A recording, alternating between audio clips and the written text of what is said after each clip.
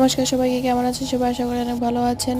তো আজকে আমি বাইম মাছ ভুনা করব। তো বাইম মাছগুলো আমি আর আলুগুলো ভালো করে ভেজে নিলাম। দেন তারপরে তেল দিয়ে মরিচ, পেঁয়াজ, আদা রসুনের বাটা দিয়ে দিলাম। তারপর আমি একটু জল দিয়ে দিয়েছি। তারপর আমি একটু মরিচের গুঁড়ো, হলুদের গুঁড়ো, একটু লবণ দিয়ে ঢেকে দিলাম। তারপর একটু উপরে তেল ছেড়ে আসা পর্যন্ত তারপর আমি ঢাকনাগুলো উঠিয়ে নিয়ে তারপর আমি একটু নাড়াচাড়া করে তারপরে দেন আমি আলুগুলো দিয়ে দিলাম। দেওয়ার পর ভালো করে একটু কষে নিলাম। তারপর আমি মাছগুলো দিয়ে দিলাম, ভাজা করে রাখা মাছগুলো। এতে মাছের ভিতরে মশলাগুলো যাবে ভালো।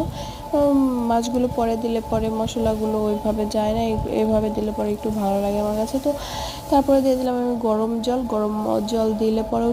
গরম জল দিলেও টেস্টটা ভালো আসে। তারপরে আমি একটু গরম মশলা, জিরা বাটা দিয়ে দিলাম। দেন আমার তরকারি হয়ে গেল। আর জাস্ট দেখেন, অনেক মজা হয়েছিল। এভাবে রান্না করে খাবেন, দেখবেন অনেক অনেক মজা লাগে। বাই।